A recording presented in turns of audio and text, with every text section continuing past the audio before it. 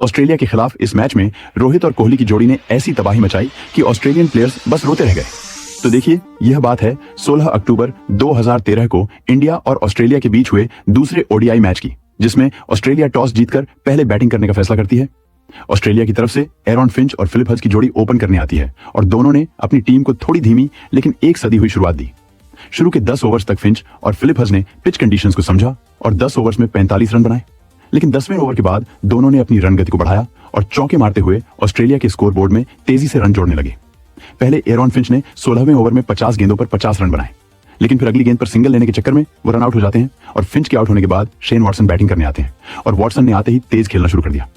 जिस वजह से हमारी टीम ऑस्ट्रेलिया पर प्रेशर नहीं बना पाई और देखते ही देखते फिलिप हंस भी 28वें ओवर में 50 रन बना देते हैं और फिर उनके पीछे वॉटसन ने भी 50 मारकर ऑस्ट्रेलिया को 150 रनों के पार पहुंचा दिया और दोनों ने 100 रनों की पार्टनरशिप भी कर ली। और इसके बाद तो ऑस्ट्रेलियन बल्लेबाजों ने हमारे बॉलर्स को बिल्कुल बेअसर सा कर दिया, क्योंकि इस मैच में ऑस्ट्रेलिया का जो भी बल्लेबाज आया वही 50 मार कर गया और लास्ट के 10 ओवर में तो ग्लेन मैक्सवेल और जॉर्ज बेली की जोड़ी टॉप गियर में बैटिंग करती है, जिसमें मैक्सवेल ने 32 गेंदों पर 53 रन बनाए।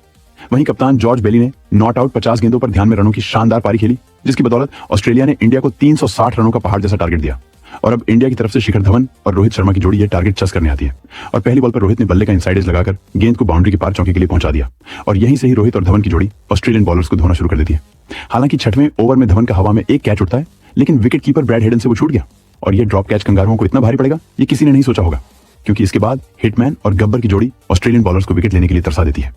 दोनों ने अपनी अपनी 50 मारकर भारत को बिना किसी नुकसान के 150 के पार पहुंचा दिया, लेकिन फिर 27वें ओवर में जेम्स फोकनर शिखर धवन को विकेट कीपर के हाथों कैच आउट कराने में कामयाब हो गए और धवन सेंचुरी से 5 रन पहले यानी कि 95 रन पर अपना विकेट खो देते हैं और इंडिया का 176 रनों पर पहला विकेट गिरता है।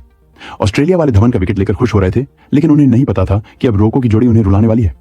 धवन के आउट होने के बाद विराट कोहली बैटिंग करने आए और उन्होंने आते ही अटैकिंग मोड में खेलना शुरू कर दिया, क्योंकि दूसरे एंड पर रोहित शर्मा साइड से ज्यादा रन बनाकर सेट हो चुके थे और कोहली को पता था कि अब तो हिटमैन आउट नहीं होने वाला। वहीं दूसरी तरफ ऑस्ट्रेलिया के कप्तान बॉलर बदलते रह गए, लेकिन कोई फायदा नहीं होता, क्योंकि इधर से बॉलर बॉल डालता, उधर से कोहली गेंद को दर्शकों के पास पहुंचाकर 6 निकालते।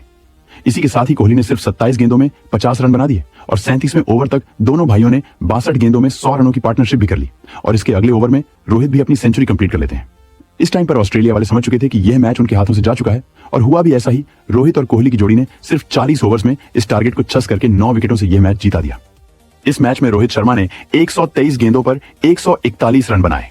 तो वहीं विराट कोहली ने 52 गेंदों पर 100 रनों की तूफानी पारी खेली, जो कि उनके करियर की और किसी भी इंडियन द्वारा ओडीआई में सबसे तेज शतकीय पारी